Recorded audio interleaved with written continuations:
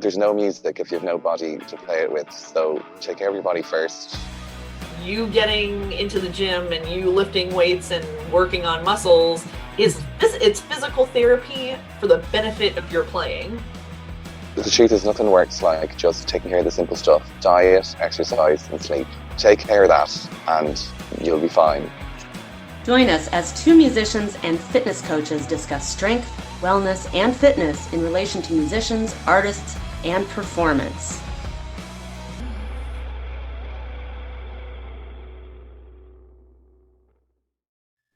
Hello, and welcome back to the Tuned and Strong podcast. My name is Angela McCuson, and I own Music Strong. And normally we are joined by Dr. Jen Cabas-May of Tuned and Toned Performance, but she is not feeling well today. So our thoughts and prayers and well wishes go out to her that she feels better quickly. But we are joined by Danniele again, who is going to join us for part 2 of a conversation we just had. Welcome, Danniele. How are you doing? Oh, thank you. Very happy to be here.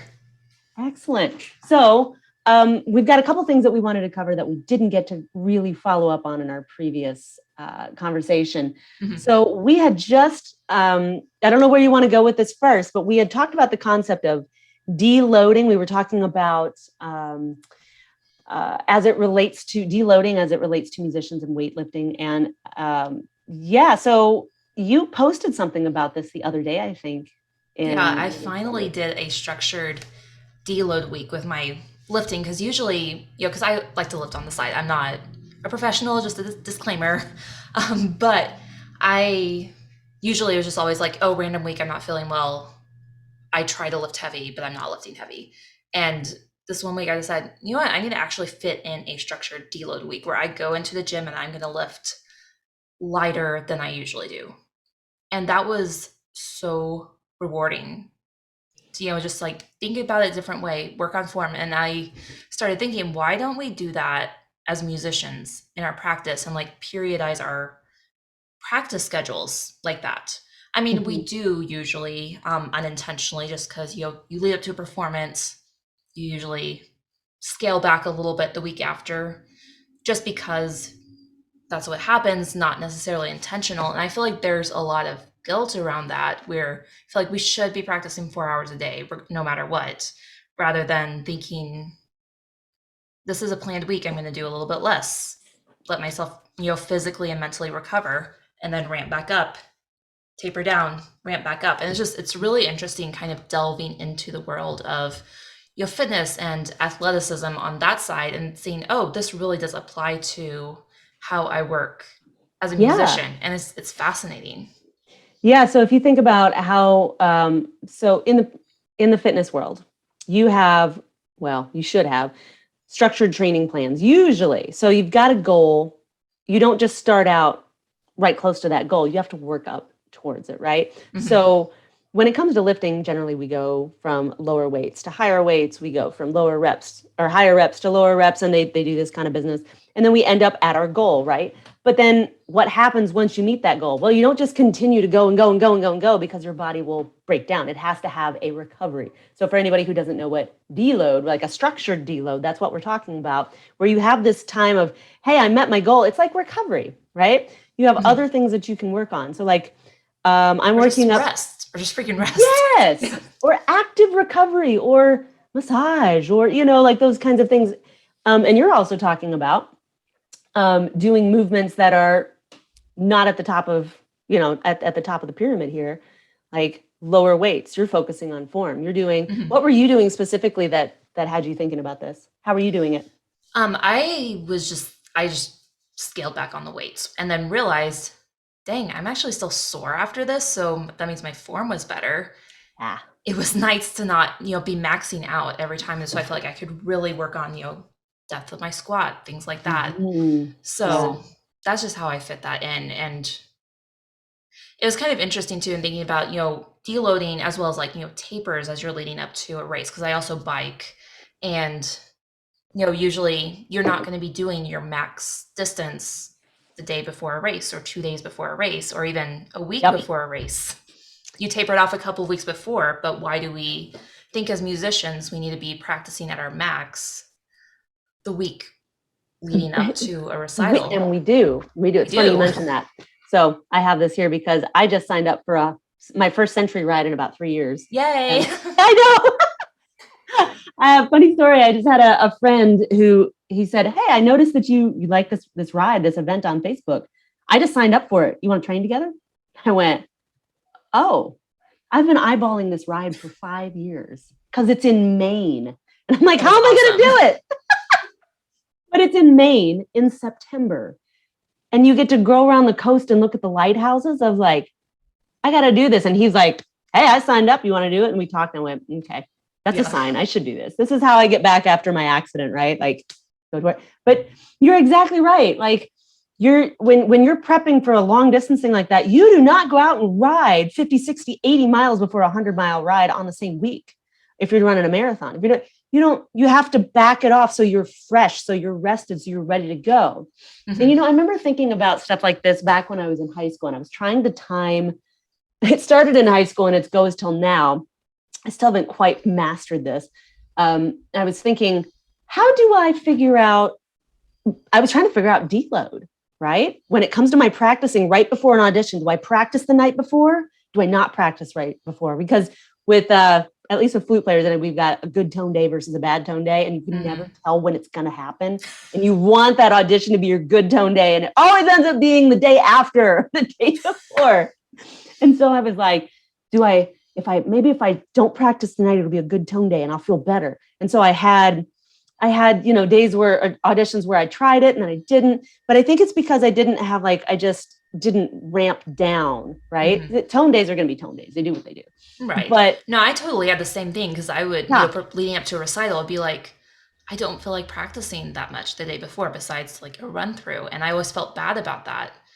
And now as I'm thinking through it more, I was like, that totally makes sense because that's really what I mentally needed. And when I let myself take those days, my performances were always stronger. So it wasn't like, oh, it would have been even better had I practiced, a 6-hour day the day before recital. I knew I needed the break, even though that language didn't make sense to me at that point. Right. I mean, I know in several instances when I had recitals that I would take the day off or I'd go to class a little bit, but I'd mostly you're going to take the day off, right? At that point, what does it matter? It's like taking the day off and then I'd be bored and what do I do? I'm not practicing. I'm not going to class. Well, we got to get mentally prepared. That doesn't mean sitting around all day and doing nothing, but maybe I should have ramped down, de-escalated the amount of hours I was practicing on the week towards it. Because, you do get the law of diminishing returns and you can't cram. And at some point when you get to it's like the point of no return, right? If you haven't learned your music at a certain point and it's this close to your recital, you're not going to learn it. You don't have time. Right. Your body takes a while to process and assimilate that into your subconscious, into your self 2 or self 1. I forget which one it is, and it's kind of the same thing with athletics. It's exactly the same thing with music. And I don't know why we don't do that. Maybe it's a culture thing because we think more is more. And if there's that meme that goes around, oh, if you're not practicing, someone else is. So what? I said it. So what? Yeah. Who says you have to say, oh, you'll know this if you miss a day of practice. Or what was that one that someone said? You miss 1 day of practice, 2 days. Oh, your audience knows. 3 days, everyone else knows. They know. That's a bunch of bull. And it doesn't mean you'll never touch your instrument, but what do we quantify as practice? Right. We don't talk about mental practice. We think that's a bunch of frou woo woo, and we don't. That's just if you're hurt. Mm-hmm. No, there have been studies that show that there is just as much benefit from mental practice as physical practice. Right. Or score study. We don't count that as practice time because you're not physically playing your instrument. But 10 minutes of score study is sometimes more beneficial than an hour of practicing excerpts. Right. Or, listening. I remember thinking that was extra and I didn't have time for that. Or what? Or recording yourself. I hate doing that, but self-recording and listening back. So much. Nobody likes it. I don't know a single person who loves to hear themselves recorded. But it's so the time that you spend is probably more beneficial sometimes than the hour you spend practicing or in quotes, practicing in quotes. Practicing. I know, right? It's funny. And I don't know why we don't do that, but I think it's an excellent thing for anybody who's listening to think about if you're teaching, or if you're teaching somebody, or if you are a performer, take a look at your practice schedule. Why, if you practice it out, or the next time you're preparing for something, do you really ramp up your practicing and just kind of cram in as much as possible at the last minute? Or how do you de-escalate? I mean, I'm thinking about I'm wondering if this has something to do maybe with the orchestral side of things. I mean, I play in a symphony, but it's a part-time symphony. It's not a, full-time deal. So for anybody who does these freelance things in the part-time orchestras, you do a bunch of rehearsals right before the concert. Mm-hmm. And it's kind of the same thing, right? So it means you never get time. You get the next day. I mean, there's that, but then you think about these bands that go out on the road. When are they rehearsing? They're not rehearsing. When they're on the road, it's go time. It's like that soundtrack and go. Yeah, that could be 8 months of basically a recital. That's 8 months of it, or 6 months, or whatever. I mean, it's go time. It's that time has passed. So how did they ramp up their practice time before they go out on the road, or did they also kind of back off before touring? It's really interesting. Yeah, we don't talk about that as much in the classical side of things, and I always say this with air quotes because we definitely should. I mean, I think it's something to be addressed, because if you're practicing all the time, at some point you're not going to get the results that you want. You just can only assimilate so much in a short time. That's why you don't cram. It doesn't work. Right. Yeah. So we were talking about that, but we were also talking about audience building, I think. So yes. Yeah. And this ties really well into your event that you're going to be doing soon. But we were talking about, which we're going to get to in just a second. We were talking about, I mentioned Looney Tunes. So I alluded to this because over the break, we were talking about, well, how did you get into classical music? And there's this meme that floats around. I'm going to try to see if I can put it in the show notes. It's goofy. It's like, how did you get into classical music? And it's them. And then me, an intellectual. It's a picture of Bugs Bunny and drag on that giant fat horse. We've all seen it, right? And it's like, it's true. There's so many of us who grew up with Looney Tunes and Merry Melodies. We learned Rossini and Wagner and, Kel de Wabbit, and that whole business. Kids don't see that now. So we are struggling, and we hear that orchestras especially are struggling with how to reach a younger audience. Mm-hmm. Well, if you think about the audience that's there now, in the 50s, that came out, we were watching reruns. I was watching reruns, but that came out in real time forever ago. Musicals were a thing. Those aren't really seen the same way. So, I mean, it poses a broader question. I don't think it's just like bring cartoons back. Bring Bugs Bunny on the horseback, you know what I mean? But yeah, it's an interesting question. Because they had elements of the music that they were creating in pop culture. So like even today, the orchestra concerts that are sold out are the ones that have the pop music or the film scores or things like that. And those are the ones that everyone loves because there's something that they can connect to and relate to. So it's not necessarily that we need to bring Mozart back into pop culture. It's that maybe we need to fit pop culture a little bit more into the concert stage, just to create music that relates to people, that they can relate to, connect to. So I'm a new music person into contemporary music. I don't do a lot of standard classical rep at this point, just because I would much rather play something that is new, that you can't go find 100 recordings of, but it has to be something that an audience can relate to in some way, because a lot of the contemporary music is very academic, which is fine. I dig it, but my random audience, if I go play at a coffee shop or something, they're not going to get it. It has to be something that, has some creative elements, but something that they can connect to as well. So I think on a small scale, for me, that could be collaborating with a coffee shop to, have a composer write a song about their signature drink or something that's very tangible. But for orchestra concerts, there has to be something in there that the audience can relate to, rather than thinking, oh, we go listen to Mozart because that's what we do. Yes. Exactly. And there's nothing wrong with the composers of yore, so to speak. Right. There's nothing wrong with Mozart. Not at all. But I tell you what, when it comes to looking at seasons and what concerts I want to look at, if it's all Beethoven, if it's all Haydn, I get bored. I don't want to go.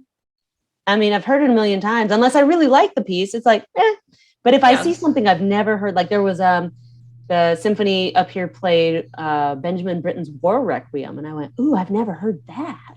Well, I want to go see that. Or I love Britten's music. Oh, I do and Vaughan Williams. I like both of them, and I know they're super romantic. But so what? I mean, I connect to that a whole lot more than I do some other things, and I don't think there's anything wrong with us connecting those elements, especially in today where we have so much media.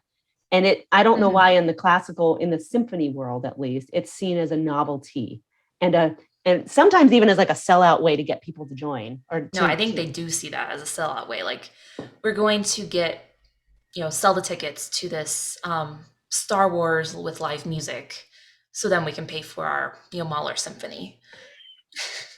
Yes, but the audiences love it. Yeah, so create something that the audience will love. Yeah, that if you can also bring some of your creativity. It doesn't have to be either or. Right. I mean, there's definitely a ton of composers out there that would love to write music for these orchestras and get it performed and be able to collaborate in that way. Like, there's options. There's so many options out there. What are some of your favorites that you have noticed? Because I know this is getting into what you're doing. Yeah.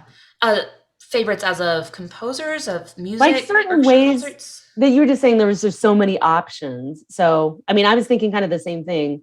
There's just so many options for symphonies orchestras to be able to connect with their audience just a little better. And it's not a sellout. You have to play things people want to hear. If no one wants to hear Mahler, they're not going to come. You can't force them to like Mahler. Right. What? Everybody likes Star Wars. So much good music still being written. It's not necessarily for the concert stage. It's maybe for films or TV shows. Or video games. Video games, that's a huge one. And it's not necessarily, it's not bad music. Like, there's skilled, extremely skilled, dedicated composers writing this music. Yeah. And it's good music and people enjoy it. And they can come to the concert and they're like, I recognize that. That's so cool. And that's why they're coming, is because it's something that they can relate to, but experience in a different way. So it's something I'm totally still exploring. And I guess with COVID, we are still redefining a lot of what we do with larger symphony concerts as well. So it's not like I've gone to a lot in the last year or so. But I'm thinking that, like, how do I do it? What concerts get me excited about going there? And usually right now it's chamber concerts, because it's a drive to get to Detroit for the Detroit Symphony, and I'm probably not going to drive there for a Beethoven symphony. Right. Necessarily. But if they're premiering a new symphony from a colleague that I know, I would totally go. So for me, it would be the people behind the music. If it's someone that I guess have a relationship with, or I relate to, or feel like, is someone that isn't just an out of reach composer. If it's like someone like, oh, this is a Detroit composer, I want to go support a local composer who's getting their music performed. That's what would get me to the concert hall.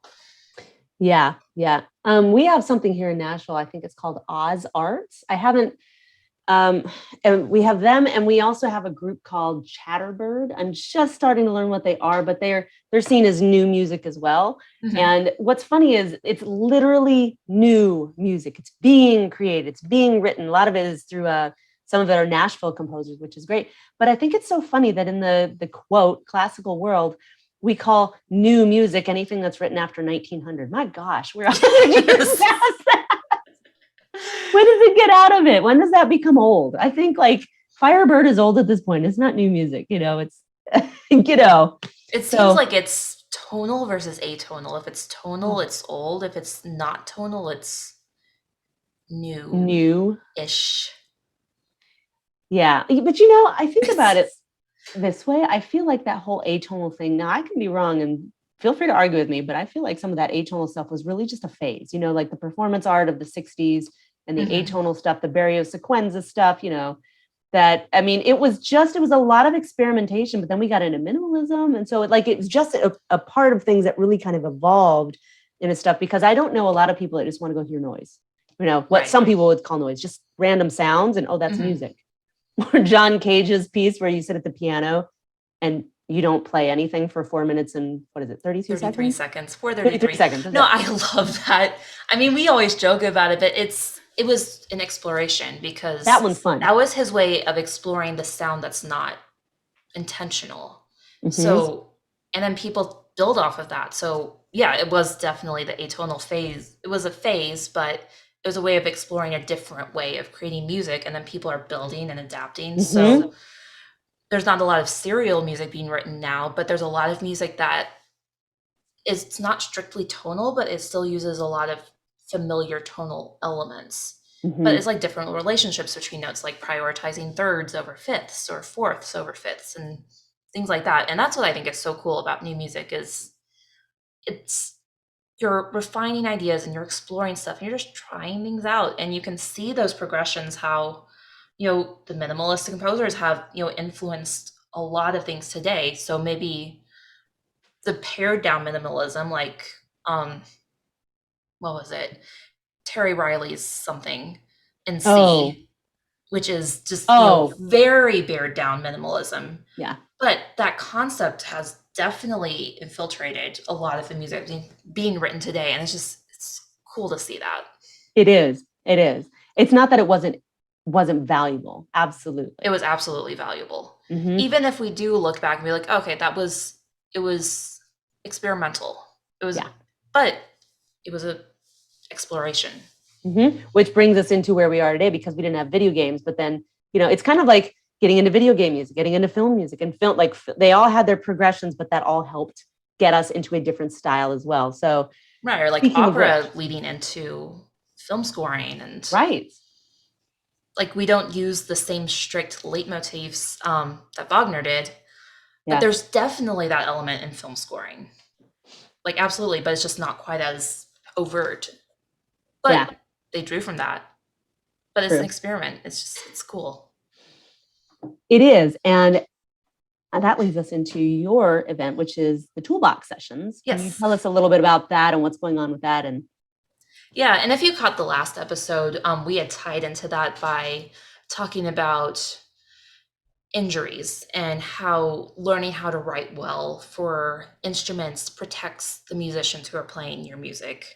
But it's also an opportunity for composers to be able to collaborate and do this type of exploration with the musicians who are performing their music. So Toolbox Sessions, it's a dream that I've had for a while, but it's a virtual conference that will bring together composers, orchestrators with experienced collaborative musicians to really delve into the details of writing well for these instruments, because our goal is to help composers get their music played. We don't want you to be writing music that never gets played. We want to help you do that. But in order to do that, it helps to have that really hands-on experience of writing for instruments and learning kind of beyond the textbook. Mm-hmm. So we're bringing a bunch of people in. We have 12 presenters who will all be doing presentations on their instruments, vocalists, a guitarist, violinist, clarinet, bassoon, harp, and just really delving into that. And we'll have some panel discussions as well. So I'm really excited about it. The tickets are on sale now. If you go to toolboxsessions.com, we'll have all the information on there, the schedule and all that. But it is this year, which when this episode releases, it'll be coming up really soon. May 19th through 21st, it will be recorded. So if you get the VIP access, you'll be able to listen to everything afterward, whether replay it or catch it later if you can't join everything live. But I'm super excited that this is actually happening. Oh, absolutely. So how did you, just remind us here, like, how did you get started with making this, where did this dream start? It started a long time ago when I was in school and working with composers as an undergrad, and just realizing how, like, there's so much that you have to know as a composer about all the other instruments. Like, as performers, we become specialists in our own instrument. Like, I know the harp. I don't know very much about the other instruments I don't play. Like, I play piano, so I know a little bit of that, a little bit of viola. But composers have to really know everything, and it's a lot. And instrumentation classes, when you have your classes that go through all the individual instruments, there's just not the time to really delve into all the details of everything. So I wanted to create this as a way just to support composers with really knowing those details. Yeah, I think we've all been in situations where we have played, we've gotten music on the stand and we look and go, I can't do that. Yeah. This wasn't written for my instrument. This was written for the piano, not the harp. Oh, especially you guys. I love it. Or my oboist, when we play with our ensemble, sometimes she gets scores and she's like, this looks like this was written for the flute, not the oboe. Yeah, exactly. Or where But I mean, how can you know? If you don't play that instrument, you don't. Right. Unless you memorize a textbook, in which case you need the practical, demonstrations, hearing it, seeing it. Exactly. It's kind of funny that you bring this up. It ties really well, honestly, into what I've been doing. Is that when COVID hit, I had all this time on my hand and I thought, oh, I need to interview as many musicians as possible because I don't play all their instruments. So, I'm not writing for them, but I also don't know as much about every instrument and how you hold it. It's not necessarily the ergonomics, but what are the challenges you face in your body as an instrumentalist? Right. And I feel like strength coaches, personal trainers, exercise programs don't take musicians into account very much. And they don't think about it. No, they don't think about how. That's why I haven't really worked with a strength coach. Also the budget, but there's they don't know, my right side of my body is way stronger than my left because of harp, but also because of carrying a toddler. So there's that. I go to the gym. I'm like, damn, my left arm is so weak. Yeah. I've been doing a whole bunch of sessions lately with through music cares with guitarists and bass players and all kinds of things. And just some of the stuff that you see is repetitive and some of it's not, but there's a lot of things. It's like, my gosh, I would love for all the strength trainers in the world to be able to know this kind of information, because I can't tell you how many times I've talked to a musician who said, yeah, I went to a personal trainer once and they hurt me. Yeah. I hate that. It's just because they don't know, and it's like these composers, they want to write. So personal trainers want to write the best program for you. They can, but if they're just ignorant, they have limits. And same with these composers, they want to write the best piece of music they can. But if they don't know the demands of the instrument or the limitations, or even what it can do, right? So you also have to have musicians that understand that well enough to explain it. And for both sides, not all musicians, I guess, have the patience or the interest or just the experience to be able to explain well how to write for their instrument. And probably the same thing if someone doesn't know much about lifting or exercise, they wouldn't be able to explain to a personal trainer, this is what I do with my arm, I'm using this muscle a lot more than my other side, things like that. And that's information that you need to be able to convey. So having someone who is a specialist or someone like you who can actually understand that and be able to not only train people yourself, but maybe be a resource for other strength coaches out there. Exactly. There's so many of them out there. There are so many, and we all mean well, but you don't know what you don't know. Right. They're just so it makes sense for them to specialize. Well, yeah. With their target audience and who they're working with. And the successful ones are the ones who do, is what I've noticed. Because I follow them all on Instagram. That's how I learn everything. Of course. Instagram has become the best resource, I feel like. Everybody goes to Insta more than Facebook to find out who is this person. And then we look them up on Google and let me look at their Insta first. It's just such a handy little, portfolio to really see how they talk, what they do, what's important to them. And it's a great format. It is. So before we wrap up here, can you tell me a little bit about your presenters and some of your presenters, what they're presenting, a little bit more about Toolbox Sessions, because I think this is a great time for you to really promote this platform. I'm really excited that you're doing this. Yeah, absolutely.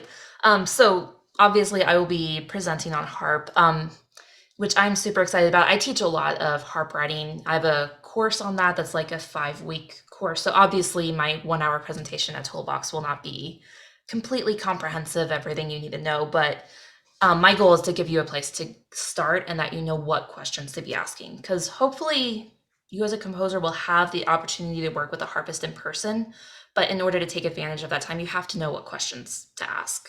and come from a good starting place. So that's my goal, and that's the goal of all the presenters who will be there. So my ensemble is all going to be there. The Blank Experiment, we have a very, very unique instrumentation of harp, clarinet, saxophone, oboe, bassoon. So we'll be covering all of those instruments and having a panel discussion on, kind of work what it's like being a new music ensemble and working with composers. We have Dr. Lisa Neer, who's an incredible vocalist and does a lot of work with talking about text studying for writing, because the text that you put to music, there's so many considerations with that. And I'm not a vocalist, so I don't understand that, but she does so much work on that. We have, who else? We have a lot of people. You have a lot of people. I was looking them up on Instagram today, actually. Yeah. It looks like you have like at least a dozen, if not more. Yeah, we have 12 people. Perfect. So we're covering a lot. We have Brian Kai-Chin on trumpet, Marianne Parker for piano. It's a really cool collaborative pianist in Chicago. So we're covering a lot. We're not covering all the instruments, but hopefully over the course of the next few years we will. But we're covering a lot and a good variety. I love it.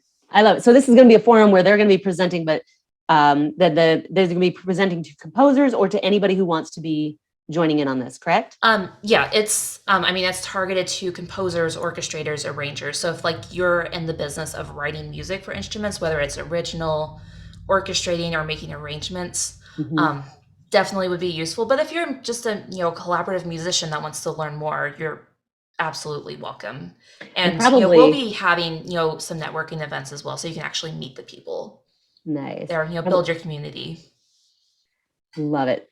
So it's not all going to be about extended techniques. Actually, we're not going to be talking about that a lot, because what you really need to know are the basics, or not the basics, but the standard techniques to be able to build on the extended techniques. So if you're not into contemporary crazy music, that's fine. You're welcome, because that's not what this is for. And if you are, please come, because you do need to learn the way that an instrument works before you build on it and branch out from there.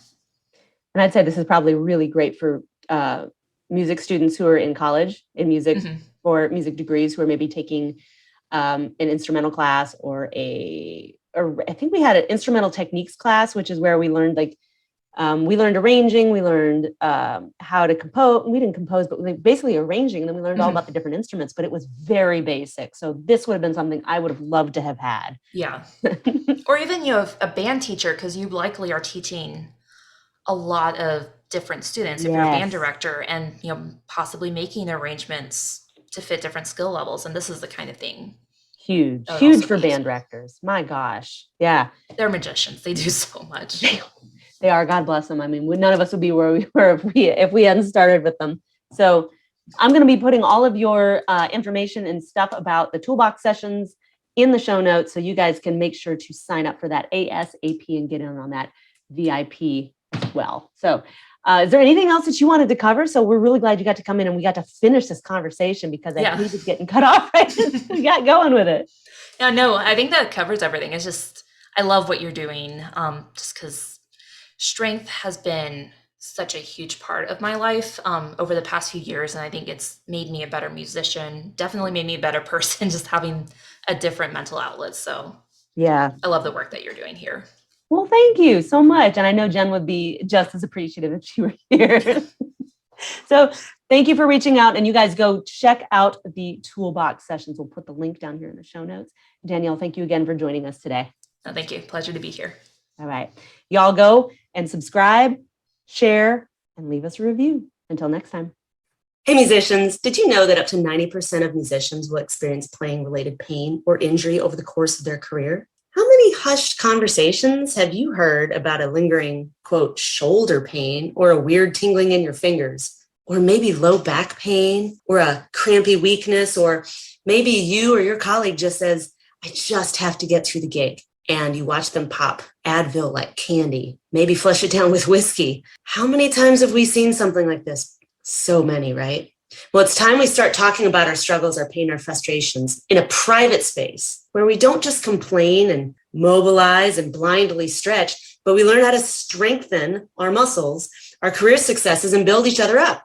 I've got a brand new program that combines all of these things, and I want you to be a part of it. It's a community, not a workout. It's a community with group coaching and great content that in 12 weeks will have you understanding more about your body, what you need, and how you work so you can avoid that career-threatening injury. The 3 things that musicians don't want. We don't want to be injured. We don't want to have a lack of stamina. And we don't want to be clueless. AKA, when you hurt, who do you go see? Just a quote doctor? Well, this program addresses all of those things. You're going to walk away with an immense knowledge of who to see. You're going to be empowered because you're going to know what to do should you ever get injured, or should you have a colleague that gets injured. You will be able to actually offer appropriate advice. You're also going to learn about the body and the anatomy as it relates to playing your instrument and your own anatomy. And then you're going to learn how to build not just your strength and endurance, but you're going to learn how to design your own corrective exercise program. So I hope you will join me in this new program. It's called the Music Strong Pilot Program, Job Security for Musicians.